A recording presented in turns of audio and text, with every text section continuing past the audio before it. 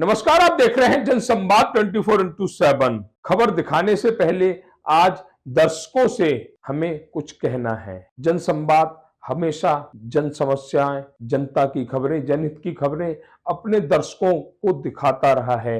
कभी किसी भी खबर की सच्चाई से मुंह नहीं मोड़ा है। खबरों को और जनसंवाद मीडिया एसोसिएशन को आगे ले जाने के लिए हमें आर्थिक सहयोग की जरूरत है, क्योंकि कोई भी संस्थान या कोई भी चैनल बिना आर्थिक सहयोग के अपने कदम आगे नहीं बढ़ा पाता। जिसके लिए आज हम दर्शकों के साथ अपना फोन पे नंबर शेयर करेंगे, जिसको जैसी श्रद्धा हो वैसा सहयोग करे। तो आइए चलते हैं खबरों की तरफ। विघ्न हत्या को अपने घर पर स्थापित करना और 2 दिन, 3 दिन, 5 दिन, 10वें दिन तक विघ्नहर्ता को विसर्जित करना, यह पर्व महाराष्ट्र का पर्व लेकिन आज पूरे हिंदुस्तान में बहुत ही जोर शोर से मनाया जाता है।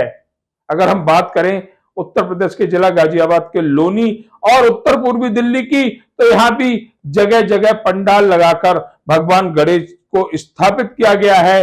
कोई 3 दिन में विसर्जन कर रहा है, तो कोई 5 दिन में, कोई 7 दिन में, तो कोई 10 दिन में। 10वें दिन विसर्जन करना ही होता है। देखा गया इस बार विसर्जन को लेकर सुरक्षा व्यवस्था और नगर पालिका द्वारा व्यवस्था बनाना, ये दोनों चीजें बहुत ही बखूबी से अंजाम दी गई हैं। जहां या कहे उत्तर पूर्वी दिल्ली और लोनी में जितने भी पंडाल गणेश भगवान के लगे हैं, जहां पर गणेश भगवान स्थापित किए गए हैं, वह सभी यमुना की ठोकर नंबर 7 और ठोकर नंबर 8 पर भगवान गणेश का विसर्जन करेंगे। यमुना में विसर्जन करने पर रोक लगी हुई है, चाहे वह दिल्ली का क्षेत्र हो या यूपी का क्षेत्र हो। यहां पर भी ठोकर नंबर 7, ठोकर नंबर 8 पर कृत्रिम तालाब बनाए गए हैं, जहां पर भगवान गणेश विघ्नहर्ता का विसर्जन किया जा रहा है। वहीं कहीं पर छठ घाट के लिए जो तालाब बने हुए होते हैं, कृत्रिम तालाब, वहां पर भी विघ्नहर्ता का विसर्जन किया जाएगा। लोनी में 7 से 8 जगह हैं जहां विघ्नहर्ता का विसर्जन आप कर सकते हैं। यमुना पर रोक लगी हुई है, जिसके लिए सुरक्षा के मजबूत इंतजाम किए गए हैं। लगातार 13 तारीख से और 17 तारीख तक भगवान गणेश का विसर्जन होगा, जहां 17 तारीख को इस पर्व का समापन होगा। गणपति बप्पा मोरिया, अगले वर्ष तू जल्दी आ के नारों के साथ भगवान गणेश का विसर्जन किया जाएगा। सभी भक्त नाचते गाते ढोल बजाते भगवान गणेश का विसर्जन करने जा रहे हैं, प्रसाद ग्रहण कर रहे हैं, और यह प्रक्रिया पिछले दशकों से चली आ रही है। इस बार विसर्जन का जो आखिरी समय है वो 17 सितंबर 2024 है। अभी हम पहुंचे हुए हैं उत्तर प्रदेश के लोनी क्षेत्र में। लोनी की जिस जगह पर हम खड़े हुए हैं, यमुना का घाट है, ठोकर नंबर 7 इसे बोला जाता है। गणेश विसर्जन की प्रक्रिया शुरू हो चुकी है, जहां 2.5 दिन, 3 दिन, 4 दिन, 5 दिन के जिन परिवारों ने गणेश भगवान जी को, विघ्नहर्ता को स्थापित किया था, अब वह उनका विसर्जन करने यमुना के घाट पर पहुंच रहे हैं। कई जगह प्रशासन ने व्यवस्था की हुई है, कहीं पर कृत्रिम घाट भी बनाए गए हैं जहां पर लोग गणेश विसर्जन कर सकेंगे। वहीं कुछ सावधानियां भी प्रशासन की तरफ से बताई गई है कि आप यमुना में भगवान गणेश का विसर्जन नहीं कर सकते, सुरक्षा कारणों से यमुना में विसर्जन नहीं कर सकते। पास में ही एक कृत्रिम तालाब बनाया गया है जहां पर भगवान गणेश का विसर्जन किया जा रहा है। महाराष्ट्र से निकला ये पर्व आज पूरे हिंदुस्तान में फैल चुका है। हर परिवार अपने यहाँ भगवान गणेश विघ्नहर्ता को स्थापित करने की कोशिश करता है और स्थापित करता भी है, लेकिन कुछ सावधानियां भी बरतना बहुत जरूरी है। हम कोई पर्व मनाते हैं, कोई त्योहार मनाते हैं, तो उसमें सावधानियां भी बरती जाती हैं। बताया जाता है यहाँ पर भी अगर हम देखा जा रहा, तो यहाँ पर जो परिवार गणेश भगवान को विसर्जन करने आ रहे हैं, उनसे हम अपील करते हैं कि यहाँ पर साफ सफाई का विशेष ध्यान रखें। आप भगवान को बहुत ही साफ सफाई के साथ अपने यहाँ 3 दिन, 5 दिन, 8 दिन पूजा करते हैं, रखते हैं, प्रतिदिन उनका श्रृंगार करते हैं, लेकिन यहाँ पर आने के बाद आप उन्हीं बातों को भूल जाते हैं।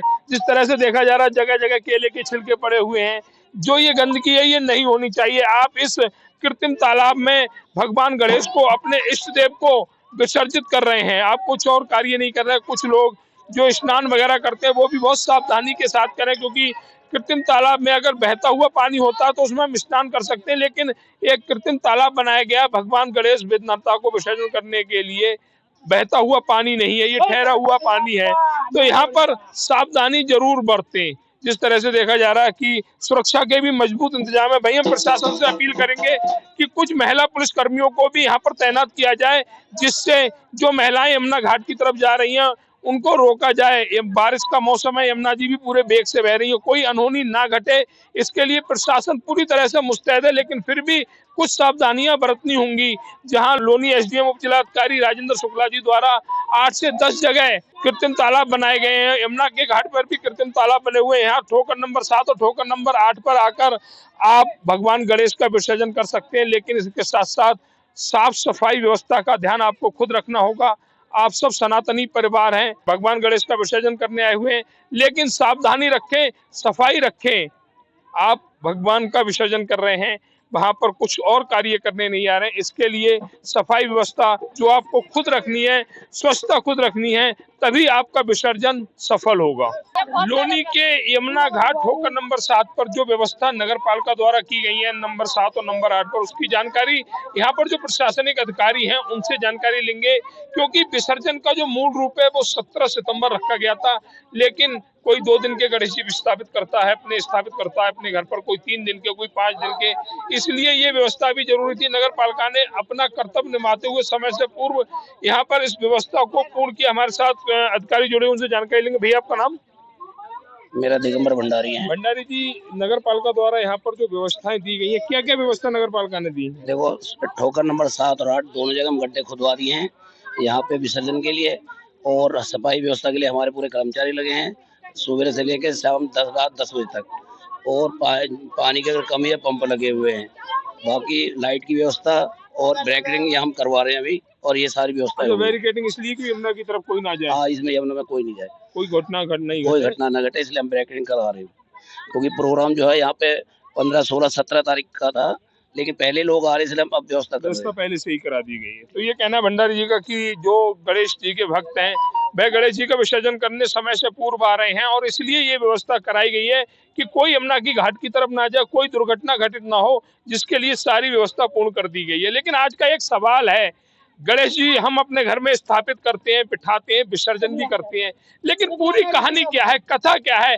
आखिर 10 दिन गणेश जी को अपने घर पर स्थापित करने के बाद विसर्जन क्यों करते हैं? हमारे साथ एक मैम जुड़ी हुई हैं। मैम, आप यहाँ पर किस लिए आई हैं? गणेश जी के विसर्जन। एक जानकारी की गणेश जी का विसर्जन क्यों करते हैं? इसके बारे में नहीं पता।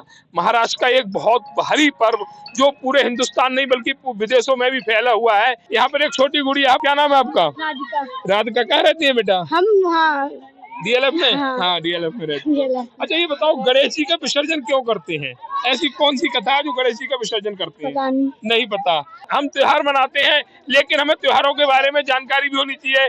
हमारे साथ एक इंटेलिजेंट मैम जुड़ी हुई है, उनसे जानकारी लेते हैं। मैम, आपका नाम? राधा सिंह। राधा सिंह जी, गणेश जी का विसर्जन क्यों किया जाता है? क्योंकि गणेश जी हमारे पूर्वज हैं और उनकी पूजा की जाती है कि उनको बिठाया जाता है 10-15 दिन के लिए। कोई 2 दिन के लिए बिठाता है, कोई 4 दिन के लिए बिठाता है, कोई 4 दिन के लिए बिठाता है। विसर्जन क्यों किया जाता है? ये हमारे शुरू से चलती चली आ रही है। तो ऐसे बहुत सारे लोग हैं यहाँ पर, सबसे पूछेंगे बेटा आपका नाम क्या है? वंश गुप्ता। वंश गुप्ता। गणेश जी का विसर्जन क्यों करते हैं? क्योंकि गणेश जी दोबारा आए इसलिए। दोबारा हैं। चलिए, आपने बात अच्छी की, लेकिन सवाल का जवाब नहीं है ये।